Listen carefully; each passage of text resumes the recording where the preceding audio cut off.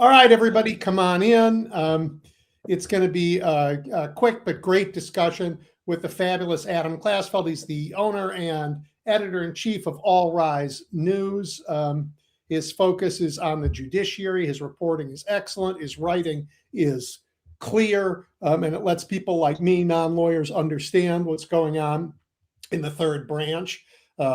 Really important these days. And because Adam is a working reporter, he is joining us today from the Atlanta courthouse, which is that building right behind him. He's there reporting on the case involving Trump's seizure of all the ballots from Fulton County in the 2020 election. Hi, Adam. Welcome back. Hi. Thank you very much for having me. So let's talk about what's bringing you to Atlanta. So right now we're on a lunch recess on a high-profile legal battle. What is happening today is an evidentiary hearing to determine whether the Justice Department will be ordered to return the seized Fulton County ballots that were seized on January 28th this year, almost exactly 2 months ago. And so we're hearing expert testimony right now from Fulton County into what was written in the unsealed affidavits. Folks who are watching right now may remember that when the basis of the seizure of Fulton County ballots from the 2020 election happened, when it was unsealed, we found out that the investigation originated in one of Trump's big lie lawyers, and that was Kurt Olson. Now, one of the arguments we've heard from Abby Lowell today, a name that I'm sure is very familiar to many of the folks in your audience. He's been one of the prominent attorneys in representing many of Trump's targets in the second term, including Letitia James, Don Lemon, and others. So what he said was, one of his arguments, he was talking about the omissions in the affidavit. For example, that Kurt Olson was sanctioned twice for election lies, that one of the witnesses has a criminal record for deception, and the surreptitious use of a camera in someone's house. So these are things that when a magistrate judge signed off on this search warrant, she did not have that information in front of her. There are other kind of foundational defects of the search warrant that are being argued right now. The fact that the only two statutes cited, the statute of limitations has lapsed. The fact that there is no person identified. And I really want to make a fine point of this. No one is accused of doing anything in this affidavit. It's now public. You can see the basis of the seizure of hundreds of thousands. Every single 2020 Fulton County ballot was seized on the basis of an affidavit that doesn't accuse anyone of taking any criminal action. It says if a certain action was taken, that would potentially amount to probable cause. And Abby Lowell says that converts the standard to possible cause. And to get out of the weeds here and give it the big picture, we are 6 years after there was a 2020 election. We're nearly more than 5 years after that election, and this is still an ongoing effort to relitigate the history. But it's even more than that, because some of the issues that are being debated in court right now, for example, does Fulton County have a Fourth Amendment right to protect with these ballots against unreasonable searches and seizures? Trump DOJ says no. And if a federal judge finds that is correct, Abby Lowell pointed out, they can do this in hundreds, if not thousands, of election locations. And there wouldn't be a court in the country that, if there is no property interest, if there's no Fourth Amendment right from the county to protect these ballots, as the Trump DOJ argues, there is any number of locations can be targeted. So that's why I'm down here in Fulton County. That's why I flew down to Atlanta in the federal court behind me, because this is about more than the the objective in this case, which is a return of the ballots, there's also whether this can be replicated. Yeah. And if so, what standard, if any, does the federal government need to meet?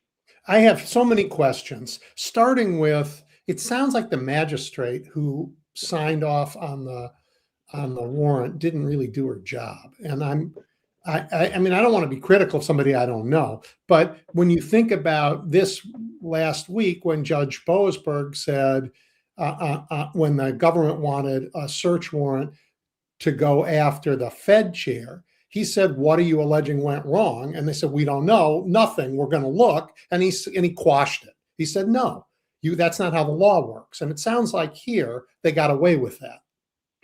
Right, and that's where the district judge is supposed to oversee the magistrate. That's an argument that Abby Lowell's making right now, and saying she was wrong on the law. But even if you find otherwise, that there were things that were not disclosed in that affidavit. They disclosed, for example, that this investigation began on a referral from Kurt Olson. It does not disclose that Kurt Olson was sanctioned for lies related to the 2020 election. As Abby Lowell points out, not once, but twice. So were those, what the standard that the judge is going to need to rule on is, was there a callous disregard for the county's rights? And if they failed to disclose very pertinent information, Abby Lowell is arguing that can rise to that bar. Good. And right now we're seeing witness testimony from an election expert who's going line by line into the affidavit and what it is claiming. I'll give you an example.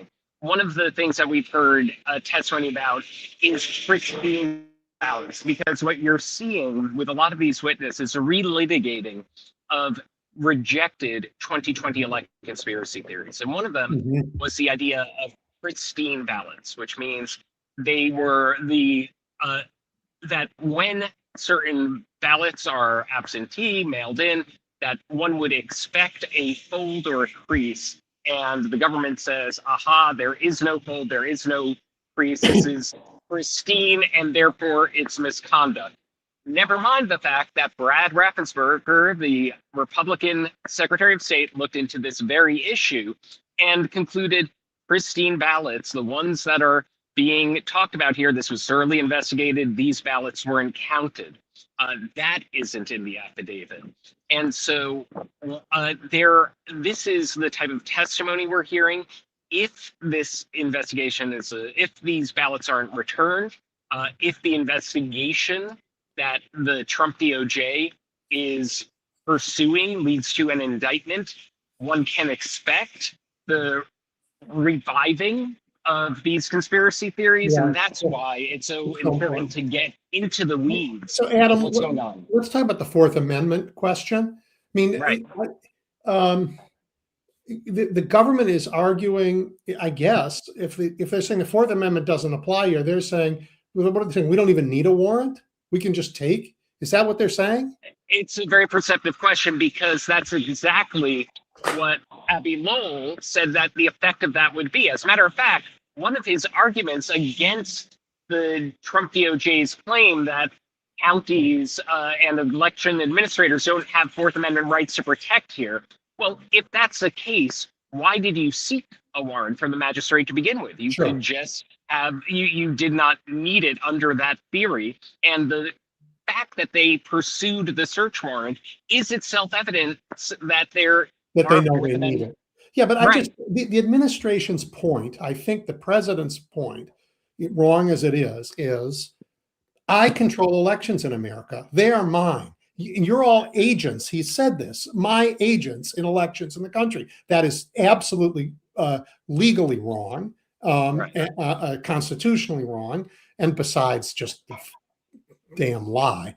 But this is but if there is no protection of anything and the federal government can come take it all, de facto it's his. Absolutely. I mean, that's the inverse of the case. As we know, states administer elections. And one of the important arguments, they're trying to get into the weeds, for example, of Why do you need the originals back? Now, I want to establish right now, both parties have the federal government's photocopies of the original. Now, let's say the federal government says, aha, we found 6 years later some horrible defect and it shows that it was rigged. It shows that these were, as Trump put it directly, crooked ballots. The Fulton County says this is an election year. We're responsible for responding to the barrage of conspiracy theories and claims like that. We can only do that with the originals. And those originals, for whatever reason, the government is refusing to hand back. As a matter of fact, before this hearing began, there was a discussion with within the federal government that they would return the original ballots, the original copies. They reneged on them. Well, And of course, so that's once this government has something, it's going to ask for something else. But once the chain of custody is broken, I don't know that anybody can trust them. Who knows what this Department of Justice is doing with those ballots when they have them in their control? Absolutely, Edwin. And as a matter of fact, I've spoken to one of the Fulton County commissioners who raised that very concern. He said it's in Pandora's box. You can't put Pandora back into the box once that chain of custody has been disrupted. Yet those are still the stakes, and even more than the stakes of will these particular ballots be returned? Will Fulton County be armed to respond to the fire hose of misinformation about the election in a timely manner? Setting all of that aside, the legal precedent here is what's incredibly important. If a federal judge endorses the idea that no county has a Fourth Amendment right to protect when the federal government comes knocking, well, you know what's going to follow with that. We are in an election year. If the federal government claims this absolute right to take whatever ballot they want from state administrator, that takes us to a whole different level. Adam, this government's hostile to the Fourth Amendment everywhere. They want to be able to send ICE into people's houses without warrants, right? So, I mean, Right. this question is not only about elections. It's about, I mean, the reason we have the Fourth Amendment is to protect all of them, everyone, from governments that are overzealous, and to protect us from governments that want to take things they have no right to take. This goes back to the British showing up, knocking on the door, coming and taking your house and saying, look, what's in its mind now, you go find another place to live. We're quartering our troops here. We're doing whatever. This goes deep in our country. And this administration wants to say, I'm sorry, if we want it, we take it. We don't need a warrant. We don't need anything, whether it's your house or whether it's your votes. Right. And there's another even further reach than that no court in the land has the power to review it. And one of the precedents that they're naming, ironically enough, in support of that proposition is the 11th Circuit's Trump decision. Now, I am standing in the jurisdiction of the 11th Circuit, and for folks who don't remember that precedent, that was when Judge Aileen Cannon was overturned twice during Trump's investigation of the Espionage Act charges, what ultimately became the Espionage Act and obstruction of justice case over the retention of highly classified documents in Mar-a-Lago, was overturning Cannon's decisions that impeded that investigation. Now, it's not, as Abby Lowell points out during this hearing, it's not an on-point precedent in that he was challenging it on entirely different grounds. We're under a very different part of the code here. But it is interesting here that this this defeat for Donald Trump in his criminal cases, and a major defeat for one of his favorite judges, is being cited here in order to avoid anyone from getting these seized ballots returned. Yeah, it's laughable. And, it just shows that they think the truth is narrative, and narrative is theirs to control, because the facts and the law don't support that. It is, as you point out, on totally different grounds. But they think if they can construct a narrative, then they can play this out in public, as opposed to courts of law, or they can corrupt the courts of law. It's really profoundly dangerous. Right. And I've been, when I found it all right news, since that time, I've been covering so many of these cases. And if I Yep. see a common theme, there's always an assertion at some point in one of these legal battles is, Judge, you do not have the power to issue any relief. You don't have the power to act. The bar is too high for you to get involved. They did that with Kilmar Abrego Garcia and the underlying AEA case that led to the spiriting away of hundreds of immigrants. They say that in any number of cases that the court lacks jurisdiction to question the executive on any number of points of law. Saying it and getting away with it aren't the same thing, though. Exactly. And they have been defeated on that ground again and again. I do think that the maximalist vision that they are trying to push here, the idea that no county has a Fourth Amendment right to protect, which, by the way, an attorney for the government called the silver bullet here. The silver bullet is that no county administrator has a right to protect these ballots. That one, I think, is going to be a heavy, heavy lift for the government. It's absurd. It's absurd. Yeah. But sometimes, I've been covering this beat for nearly 2 decades now. Sometimes absurd propositions eventually get a stamp by a judge. Not all the time, but it does happen. I don't see that argument resonating based on what I've seen right now. And one of the things that we're going to see, there was one defeat before this ruling for the county, before this hearing for the county. We were expecting, reporters and spectators were expecting today, until yesterday, to hear testimony from the FBI agent who signed off on this warrant.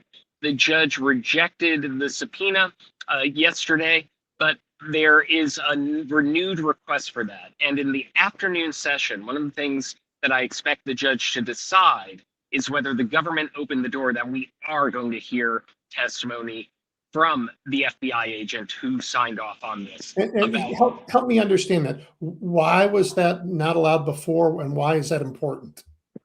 So the judge is quashed the subpoena on the grounds that the government says there's an ongoing investigation.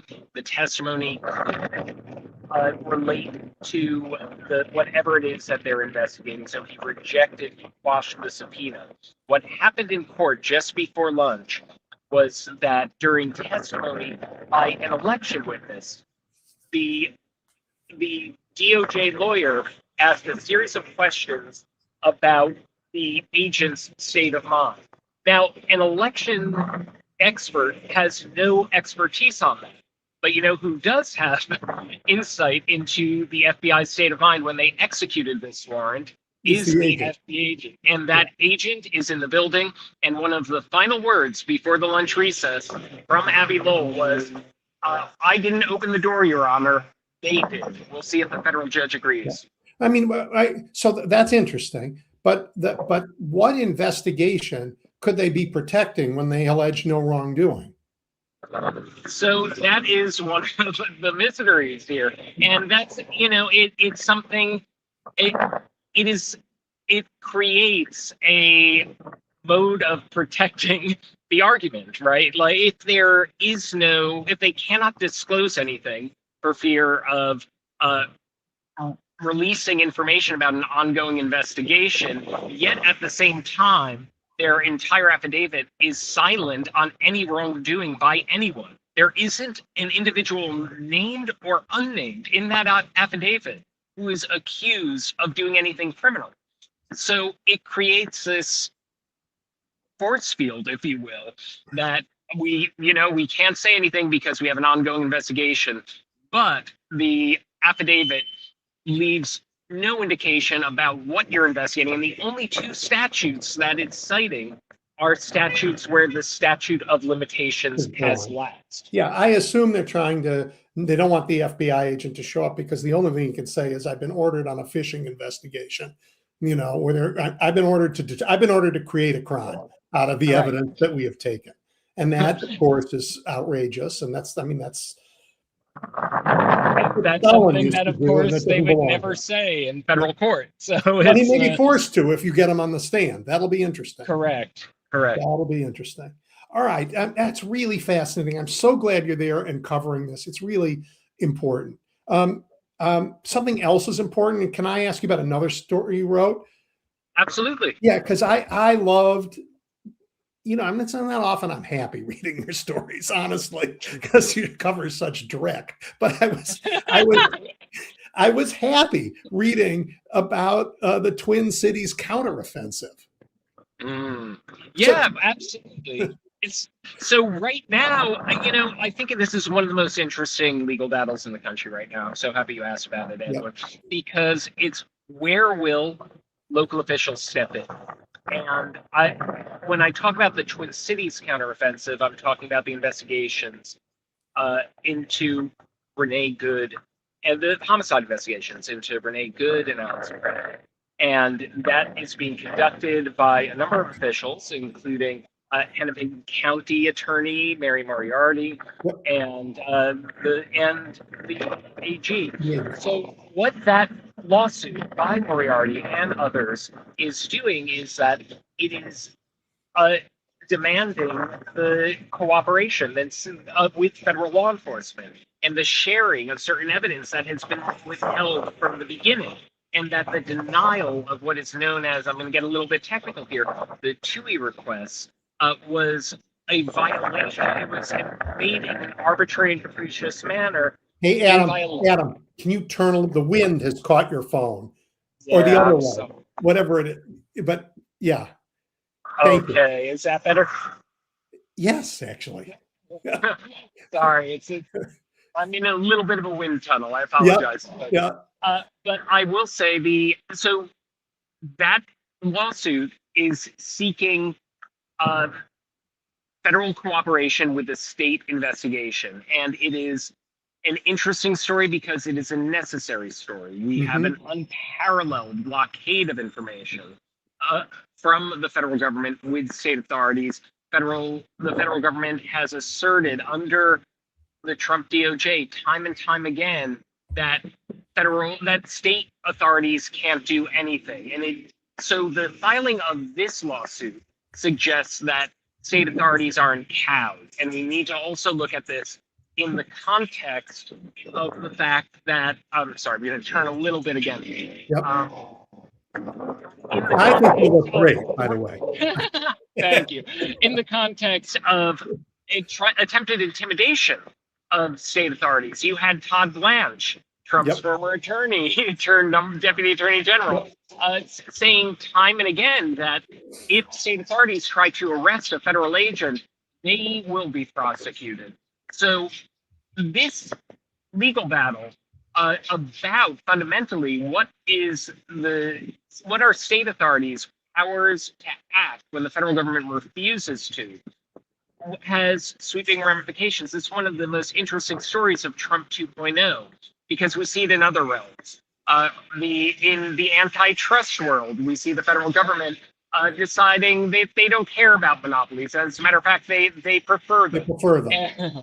And that, we have this unprecedented situation where you're seeing scores of state AGs lining up to try to block the Nexstar merger with Tegna, where the federal government and the FCC says fine, and we like it. And right now, I believe, if it's still ongoing, the Live Nation antitrust trial, where the federal government has dropped out. So this new lawsuit that I titled Twin Cities Counteroffensive is an important story, one, for justice for Renee Good and Alex Preddy and Julio Sosa Solis, but it's also important for how states can assert themselves when the federal government refuses to act. will there be that valve of either a safety valve or a valve of accountability when there is no accountability for certain acts? Yeah, and when the federal government refuses, it's a very interesting time we're in on federalism across the country. And it's a hole that many of us dug when states refused to follow the law on civil rights. We thought the federal Right. government should have more power to make them follow the law. Now the federal government isn't following the law, so it's a very complicated problem for sure. Absolutely. DOJ itself is losing all over the place. I mean, they're losing in court. They're losing their lawyers. They're losing the credibility. They no longer have presumption of regularity when they show up in court. I mean, I've never seen anything like this. And I lived, when Nixon was president and his DOJ was corrupt. But this is worse than anything I've ever seen. Right. And those defeats keep stacking up. And I think that's one of the things that has been an ongoing theme of Trump's assertion of power, the type of power that he claims to have, and the type of power that he is actually able to exercise. Yeah. I don't want to sound too naive about it, but I think we should take a moment to appreciate the fact that his troops have been ruled unlawful in terms of putting them onto the streets of major American cities. Chicago, and they never got off the base. Yep. Right, absolutely. Yep. And think of all of the high-profile cases. His tariffs ruled unconstitutional all the way up to the Supreme Court. Abrego Garcia, a free man. And after, one of the reasons he's a free man is a 9-0 decision from the Supreme Court. It's a very hard thing to get these 9 justices to agree on anything. But what's going to happen when they, this last week, the courts said to Pete Hegseth, I'm sorry, buddy, you go return those press credentials. You cannot take press credentials away because you don't agree with the point of view of the reporters. So instead, he said, okay, here are your credentials. I'm taking the press room away. So there's no place that's going to go back to court. When do the courts just completely say, you know what? I don't trust anything you say. The burden is now on the government for everything. Right. Well, I think in terms of that particular battle, one of the interesting things that I am waiting to see, that's going to be on Monday. There's going to be a hearing on this. Mm-hmm. The New York Times called it contemptuous. Mm-hmm. They said it is the definition of contempt. Will a federal judge, now the Times hasn't requested a ruling of contempt, but will a judge find them in contempt? He has the ability to. We have seen the federal government be held in civil contempt. We have seen a probable cause finding for criminal contempt. Right. That was overruled by 2 Trump-appointed judges from the D.C. Circuit, but nonetheless was in the mix. And at some point, will a federal judge send someone to jail for defiance of a court order, which is available even on a civil contempt penalty? So it's what we have seen very often in Trump 2.0 is this illusion of compliance. And this one, when you mentioned the Pentagon press passes, it's particularly brazen because you had Hegseth's essentially a special assistant and fixer, who's a former attorney for Trump, telling the New York Times on the record, we were doing for pretty much the same thing, but with more words. Yeah. And so the New York Times quoted that in their brief, and that's what they called the definition of contempt. So at some point, the courts reject the illusion of compliance. But the important point about the illusion of compliance is that the Justice Department sees the need to at least present some pretext of complying with court orders, and they will comply with it after all other options fail. And will there be a way to make the original orders more effective so that there isn't that back and forth, that push and pull of the compliance after the ruling. We've seen with the U.S. attorney appointments when people like Alina Habba, John Sarcone, and other Trump loyalists were installed in U.S. attorney's office. Very often, after the initial victories, there was protracted litigation to actually get them out of the offices, and eventually that litigation worked. It's a cumbersome process, and the legal process is cumbersome. But I think we should appreciate just how much Trump is losing.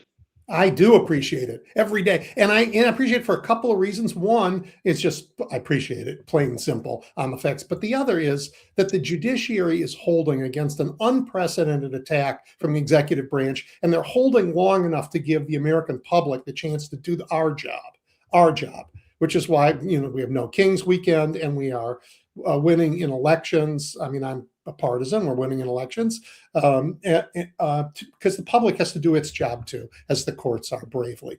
Adam, for those of you who are listening, this is the kind of stuff you get at All Rise News. So subscribe to it. But we got to let Adam go because he's got to have a little time to grab some lunch and get back in the courtroom. So Adam, thank you. I really appreciate your spending time with us. Thank you for having me. It's a pleasure. Very helpful.